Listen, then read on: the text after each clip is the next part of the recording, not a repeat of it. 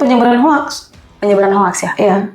Jadi penyebaran hoaks itu paling, kenapa? Begitu dimunculkan satu isu krusial saja di media sosial, dia akan membumi. Ya kan? Nah makanya netizen itu sebenarnya lebih tepat dikatakan sebagai pengawas yang paling baik. Kembali ke pelaku profesionalisme itu sendiri. Sebenarnya dalam aturan itu sudah jelas. Ada batasan-batasan yang tidak boleh dilanggar oleh seorang advokat ya. Atau misalnya profesional yang misalnya jaksa, hakim, notaris. Namun balik lagi, faktor-faktor yang menyebabkan itulah terjadinya pelanggaran kode etik sendiri. Nah, pengawasan proaktif itu penting, ya, monitoring. Jadi misalkan jangan ada pelanggaran etik dulu, baru organisasi turun tangan. Harusnya ada pengawasan yang dilakukan secara berkala, ya.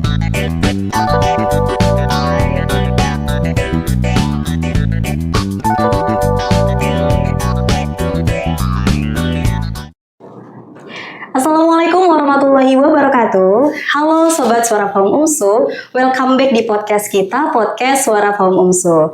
Ini merupakan podcast resmi dari Fakultas Hukum Universitas Muhammadiyah Sumatera Utara. Nah, jadi sebelum lanjut lebih dalam, teman-teman boleh dong untuk di-subscribe dulu kanal YouTube kita.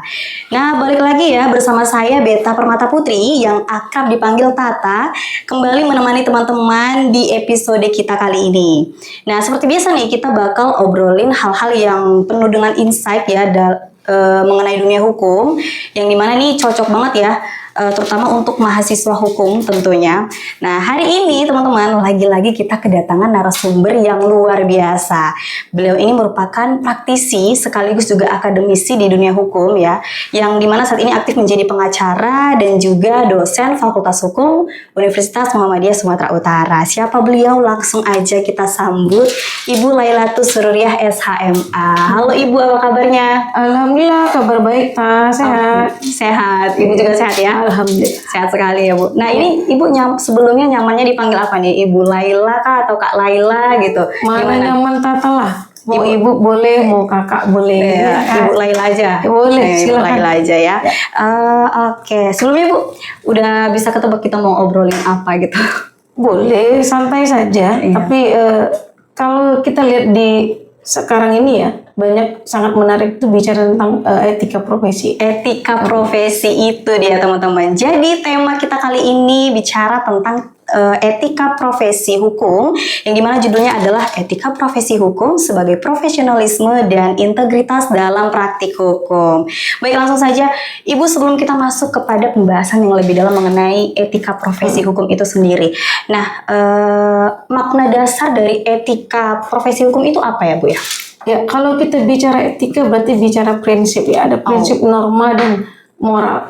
Nah, tapi di sini juga patokannya adalah terhadap praktisi hukum. Praktisi hukum itu tidak hanya pada satu profesi saja, tidak hanya pada pengacara, tapi ada juga pada hakim, jaksa ya, notaris. Karena masing-masing profesi ini punya kode etik, yang diatur oleh masing-masing organisasi atau lembaga, gitu dia. Oke, baik. Seringkali kan Bu dikatakan bahwa hukum dan moral itu adalah dua hal yang tak terpisahkan gitu. Nah, jadi mengapa Bu etika itu menjadi fondasi penting gitu dalam menjalankan profesi hukum? Ya, karena justru etika itu sendiri menjadi fondasi yang paling penting untuk memastikan penegakan hukum itu sendiri. Nah, jadi ketika kita bicara etika, nah pasti ujung-ujung bicara sebuah integritas ya. Ada nilai yang harus dimiliki oleh seorang profesionalisme dalam menjalankan profesinya.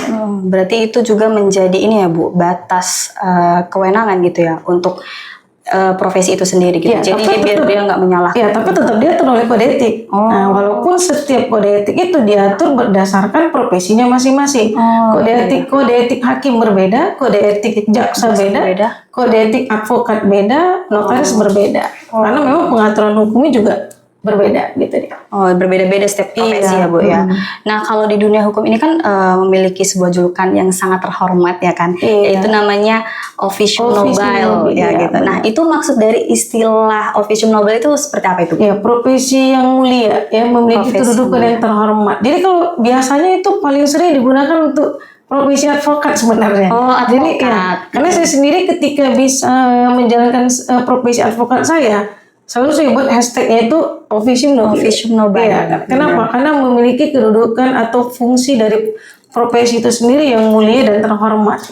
Berarti secara singkatnya adalah profesi yang mulia. Mulia, yang Baik, terhormat. Bu. Nah, untuk Ibu ini kan sebagai praktisi hukum, sebagai pengacara gitu. Nah, menurut Ibu untuk menjadi seorang penegak hukum yang ideal gitu, Bu kan. Tentu kan ada standar moral yang harus dipenuhi ya. Nah, nilai-nilai etika apa saja, Bu, yang seharusnya dipegang oleh seorang praktisi hukum? Ya, yang pertama itu integritas. Ya. Integritas. Ya, integritas itu meliputi kejujuran. Ini nih cari seorang profesionalisme yang jujur nih yang susah.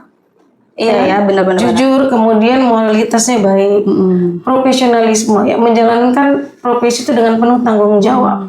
Jadi kalau kita kaitkan dengan profesi advokat, ya semua yang dijalankan dalam profesi advokat itu harus sesuai dengan kode etik. Iya. Ya kita diatur dengan itu. Kenapa? Karena kita ada juga yang namanya Dewan Kehormatan Etik. Oh iya. Jadi kalau misalnya advokat nggak bisa melaksanakan profesinya dengan baik sesuai dengan kode etik tersebut, maka nanti akan diberikan sanksi etik. Gitu dia. Berarti ada sanksi etiknya gitu Iya. ya. Kemudian ada amanah ya, tanggung jawab. Amanah. Jadi tidak hanya sebatas menerima case misalnya perkara kemudian tidak diselesaikan. Iya, iya. Ya baiknya itu apa? Ya diselesaikan kan gitu. Kemudian paling penting apa? Ketaatan terhadap kode etik itu sendiri. Ya, jadi jangan nanti ketika kita bicara kode etik kita sendiri tidak melaksanakan. Iya, gitu dia. Jadi bukan hanya sekedar teori aja seharusnya gitu, Bu. Justru prakteknya yang susah. Prakteknya yang susah. Gitu. Karena masih ada praktek misalnya suap. Ya iya, kan? betul. Banyak sih kejadian. Ini kan memancing ketaatan kita juga ya. Memancing ketaatan. Ya, kan? Bisa profesional atau tidak kan gitu. Betul. Berarti tadi ada integritas, amanah, dan juga ketaatan ya, Bu. Gitu dia. Tapi profesional lah sama profesionalisme. Oh iya. Nah. Tapi Bu kadang kan teori ini kan sering kali kan lebih indah ya dibanding dengan realitanya di lapangan gitu. Nah dalam praktiknya gitu Bu, apakah etika profesi ini mudah diterapkan di lapangan atau secara langsung gitu Bu? Iya tergantung pribadi masing-masing. Tergantung pribadi masing. Kalau kita tetap misalnya pada koridor kita akan melaksanakan aturan sesuai dengan kode etik, maka tidak akan sulit sebenarnya. Ya, benar-benar. Ya balik lagi ke integritas tadi kan. Iya, Kalau integritasnya sudah baik, ya mau pengaruh bagaimanapun ya akan tetap pasti akan dijalankan dengan baik. Iya, berarti tergantung dengan pribadi masing-masing. Pribadi masing-masing. Nggak pun di profesi hukum, tapi profesi lain pun juga seperti itu kadang ya Bu ya. Apalagi kita memang dihadapkan dengan itu kan, contoh suap menyuap. Iya betul. Kan gitu ya. Iya. Untuk menciptakan sebuah keadilan kan juga susah. Betul. Begitu dia. Nah, ketika memang etika itu penting, Bu, terkadang kan ada nih dorongan kuat yang membuat seseorang tuh justru melanggar etika itu sendiri gitu. Nah, jadi menurut Ibu lah, apa sih Bu faktor yang paling sering membuat seseorang itu melanggar etika profesi tersebut gitu, Bu? Ya, paling mendasar itu adalah sanksi yang masih kurang begitu tegas. Sanksinya kurang tegas. Ya, terutama kode etik. Kalau bicara kode etik, paling sebatas mana sih ketika diberikan sanksi etik? Ya kan? Iya. Ya pelaku pelanggar etik itu bisa jerat. Ya paling misalkan hanya dicabut izin untuk berpraktek, tidak mengarah sampai ke pidana misalnya. Betul. Padahal yang dilakukan sudah masuk unsur-unsur perbuatan pidana kayak suap menyuap segala macam kan itu. Nah ada tekanan lingkungan juga ya. Tekanan lingkungan ya. Jadi kita kan misalnya kalau pengacara itu biasa dengan istilah partner. Iya betul. Ya, partner ya. Kalau kita sendiri mungkin kita bisa mengantisipasi diri kita. Tapi kalau misalkan kita berpartner nih, nggak mungkin pola pikir itu sama atau tidak. Betul. Kuat di kita belum tentu kuat di orang lain. Tuh, yang ketiga konflik kepentingan. Iya. Ini kan sering kali terjadi. Konflik of interest ini kan paling tinggi nih. Iya, paling tinggi. Ya kan? Mencampur adukan kepentingan pribadi dengan kepentingan umum. Ya kan? Gitu deh. Sederhananya begitu. Berarti ada dari faktor internal juga ada dari faktor eksternal. Benar. Jadi kalau misalnya dari pengalaman Ibu sendiri gitu, mungkin kan ada Ibu temukan oknum atau mungkin peristiwa yang dia tuh melanggar etika profesi hukum itu gitu kan Bu. Nah mungkin bisa diberikan contoh Bu, pelanggaran etika profesi hukum apa gitu yang pernah Ibu temui dan pelajarannya gimana gitu Bu? Ya kalau kita lihat secara langsung mungkin banyak ya. Tapi kita bicara contoh karena memang sebagai praktisi hukum ya berarti kalau dari segi advokatnya atau pengacara yang kemarin ya sempat marak ya kasus advokat Firdaus ya yang pada saat persidangan kemudian dia naik ke atas meja, Kemeja, iya, betul. kemudian kan kena sanksi etik dan sebagainya. Dan ini juga mencerminkan bahwa seorang advokat juga harus bisa menjaga itu. Betul. Ya, apalagi dalam proses persidangan yang masih dalam kondisi formal ya. Dalam kondisi Dan kita banyak lagi kayak misalnya suap hakim Ronald Tanur kemarin. Itu kan juga menjadi satu contoh yang menciderai kode etik profesi itu sendiri. Dan banyak kasus yang lain lah. Banyak lagi kasus. Ya 2015 dulu tuh ada tuh kasus OCK Legis dan sebagainya tuh banyak. Nah ini juga menjadi cerminan bahwa untuk menjaga sebuah integritas, untuk tidak melakukan pelanggaran etik itu berat. Berat, Ya, karena banyak faktornya. Faktor terutama internal. diri kita sendiri. Diri kita Integritas sendiri. juga harus Benar-benar. dipertanyakan dulu. Betul sekali. Lalu Bu, kalau dampak dari pelanggaran etika itu kan ternyata tidak hanya berhenti pada pelaku ya kan, tapi hingga ke tatanan sosial juga gitu. Nah, gimana Bu pelanggaran etika tersebut mempengaruhi kepercayaan masyarakat tuh terhadap hukum? Ya udah pasti kepercayaan masyarakat akan minim. Ya masyarakat tidak akan percaya. Contoh paling sederhana adalah masyarakat selalu menganggap bahwa hukum itu ya tumpul ke atas, runcing ke bawah. Runcing ke bawah, iya. Kan itu ya satu. Yang kedua lebih tren lagi ya Pak, no viral no justice. No viral no justice. Nah Ya, kalau nggak diviralkan ya keadilan itu nggak susah didapat. Tapi realitanya begitu. Iya betul. Ya susah sekali mendapatkan keadilan kalau nggak dipublikasikan dulu. Betul. Kalau sudah dipublikasikan baru orang akan mikir nih mau melanggar etik atau tidak gitu dia. Kayak kasus ini ya Bu, kasus yang suami membela istri ketika penjamretan itu kan lagi viral itu kan. Ya kan, jadi no viral no justice sekarang ya. Jadi pelakunya pun bisa dikenai pelanggaran kode etik, ada juga ya pelanggaran pidana dan sebagainya. Betul. Nah, kita ini kan memiliki kode etik yang tertulis rapi ya Bu kan. Tapi kan seberapa jauh sih aturan itu mampu menjadi batas bagi para praktisi gitu kan. Nah, menurut Ibu seberapa efektif Bu kode etik profesi hukum ini dalam mencegah pelanggaran Bu? Ya, seberapa efektifnya sebenarnya kembali ke pelaku profesionalisme itu sendiri. Sebenarnya dalam aturan itu sudah jelas. Ada batasan-batasan yang tidak boleh dilanggar oleh seorang advokat ya. Atau misalnya profesional yang misalnya jaksa, hakim, notaris. Namun balik lagi faktor-faktor yang menyebabkan itulah terjadinya pelanggaran kode etik sendiri. Paling banyak itu memang konflik kepentingan tadi. Konflik kepentingan. Kalau kita di dunia advokat kan kita akan berhadapan dengan lawan nih. Iya. Ya kan? Nah ini kan pasti akan berpikir apakah keadilan itu akan bisa kita berikan sepenuhnya kepada klien. Terkadang demi untuk membela kepentingan klien justru kita sendiri melanggar kode etik juga. Terkadang kan begitu ya. Umumnya begitu. Jadi kalau bicara efektif ya seberapa efektif ya tergantung dari profesionalisme itu sendiri yang menyikapi atau merasa bahwa kode etik itu penting untuk ditaati. Kembali kepada pribadi masing-masing gitu ya Bu. Berarti kan itu tentu harus ada lembaga yang berdiri sebagai pengawas ya Bu ya, agar aturan tersebut itu kan tidak dilanggar. Nah, jadi Bu gimana Bu peran organisasi profesi dalam mengawasi dan menegakkan kode etik itu sendiri? Nah, kalau kita di advokat ya memang kalau sekarang kan organisasi advokat itu banyak ya Taya. Nggak satu ya, ada Pradi, ada KAI, ada IKADIN dan sebagainya. Iya, betul. Nah, pengawasan proaktif itu penting ya, monitoring. Jadi misalkan jangan ada pelanggaran etik dulu, baru organisasi turun tangan. Harusnya ada pengawasan yang dilakukan secara berkala. Ya, pengawasan rutin ya, pengawasan rutin. Makanya dikatakan pengawasan proaktif kan itu. Nah, ketika ada pelanggar etik ya, maka organisasi harus bisa melakukan penegakan dengan penjatuhan sanksi yang tegas. Jadi harus menyelenggarakan sidang etik. Ada sidang etik dong. Jadi misalnya tapi disesuaikan dengan pelanggaran etik yang dilakukan. Kemudian yang lakukan pendidikan dan pembinaan lah. Nah kalau kita advokat kan pendidikan kan pas mau jadi advokat aja nih. Iya. Beda organisasi. Ada yang pendidikan dulu, ada yang ujian dulu. Ada yang ujian dulu, baru pendidikan. Nah harusnya kan setiap berkala juga ada dibuat semacam pelatihan. Ya pendidikan atau ya pembinaan kepada profesionalisme. Ya, tujuannya apa? Supaya lebih taatlah kepada kode etik loh. Gitu deh Oke, kalau kita berbicara soal penegakan nih Bu, banyak yang mempertanyakan apakah konsekuensi yang ada saat ini itu sudah memberikan efek jera gitu. Nah, jadi menurut Ibu apakah sanksi etik yang ada saat ini sudah cukup tegas? Tadi sepertinya sudah disinggung kurang ya Bu ya, kurang belum tegas sepenuhnya. Belum sepenuhnya. Karena dianggap sanksi itu masih ringan. Ini bicara culture nih. Ini budaya ya. budaya untuk melanggar kalau kita bilang. Iya, betul. Justru begitu. Nah, kemudian lemahnya transparansi.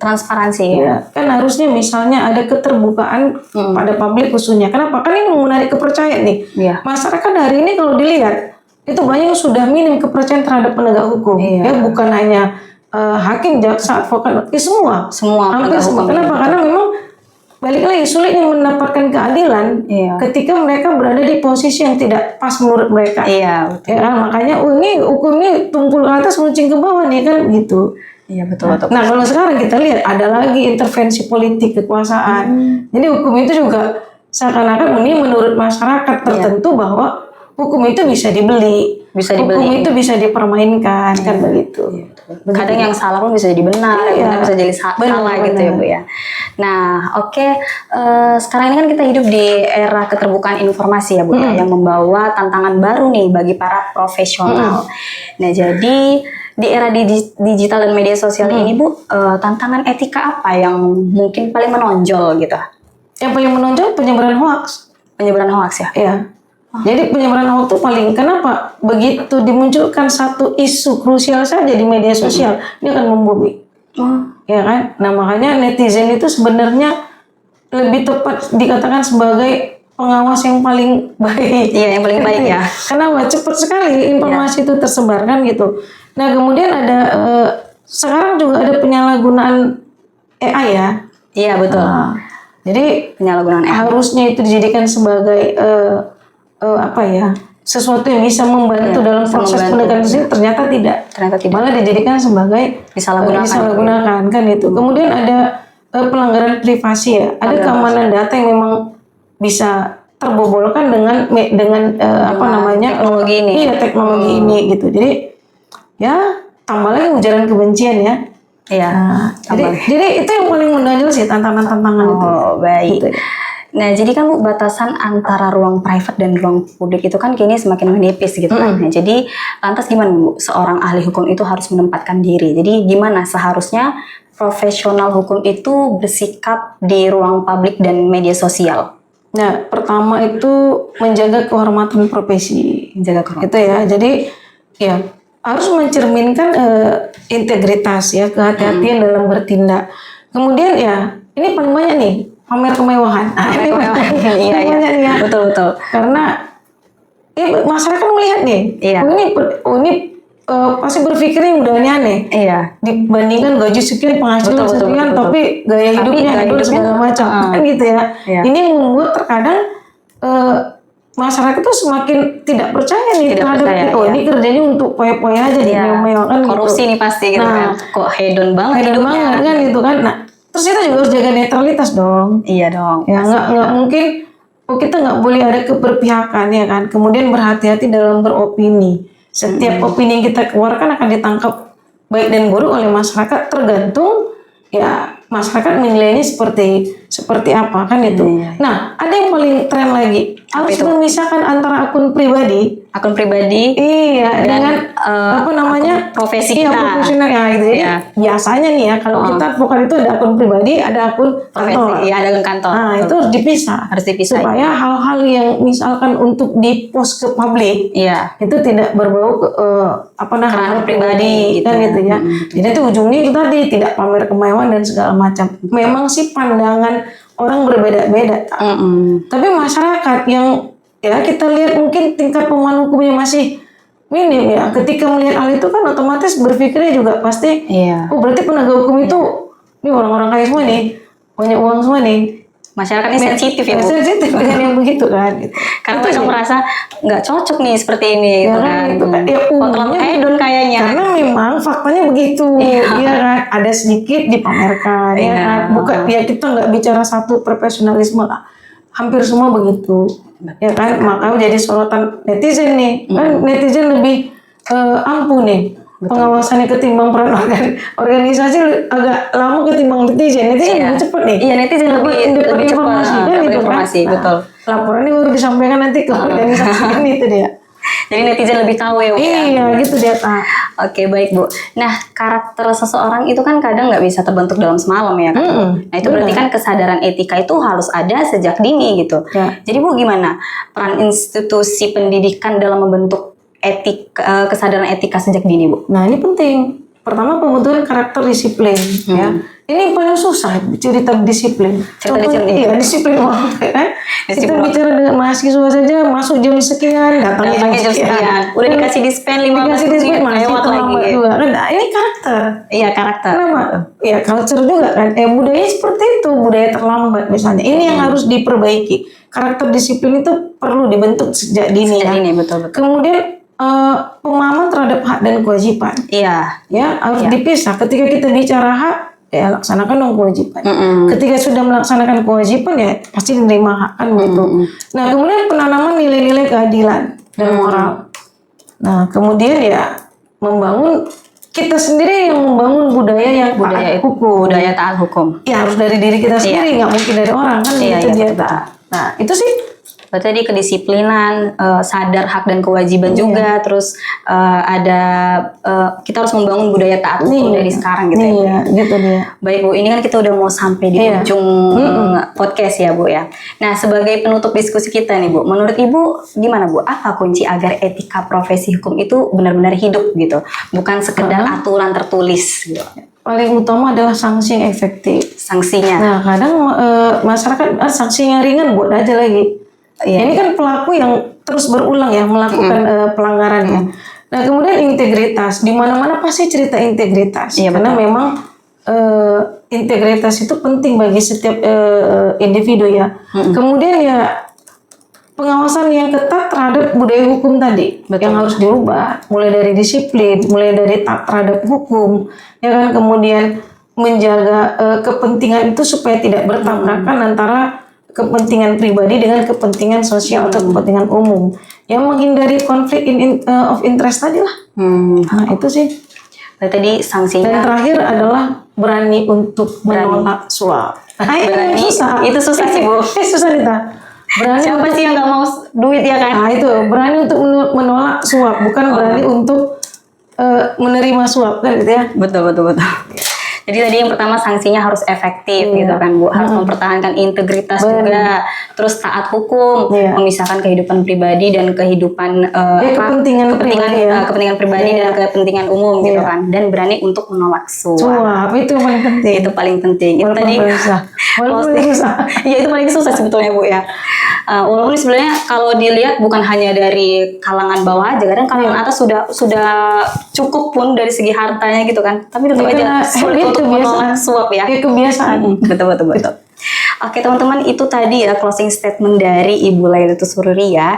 Jadi kalau bisa saya simpulkan mungkin dari tema kita kali ini, bahwa dimana etika profesi hukum itu bukan hanya sekedar formalitas, ya kan, tapi juga nyawa dari keadilan itu sendiri gitu. Nah jadi tanpa etika, hukum itu hanya akan menjadi tumpukan pasal yang tidak bermoral. Kurang lebih seperti itu ya Bu ya. Baik teman-teman, kita sudah berada di ujung podcast ya. Sebelumnya terima kasih Ibu Lailatul Sururiyah telah memberikan insight untuk kita, terutama teman-teman di rumah juga ya. Semoga ini bermanfaat ya kan, terutama mahasiswa-mahasiswa hukum mungkin ya Bu ya. Nah, dan teman-teman jangan lupa dong untuk subscribe dulu, like, komen, atau kalau perlu share juga nih kanal YouTube kita. Terus follow juga Instagram Suara Fahum Umsu dan TikTok Fakultas Hukum Universitas Muhammadiyah Sumatera Utara. Nah Bu, boleh Bu diajak teman-teman di rumah untuk subscribe akun kita. Oh ya, baik, terutama mahasiswa Fakultas Hukum UMSU ya, untuk subscribe kanal YouTube-nya kita.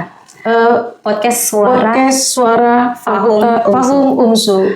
Ya, kalau teman-teman tertarik ya dengan podcast kita, boleh dikasih kritik dan saran gitu ya. Nah, saya Tata dan narasumber kita Ibu Lailatul Sururiyah pamit undur diri. Sampai jumpa teman-teman di podcast selanjutnya, ya kan? Di podcast Suara Fahum Umsu yang basa-basi tapi nggak basi. Wassalamualaikum warahmatullahi wabarakatuh.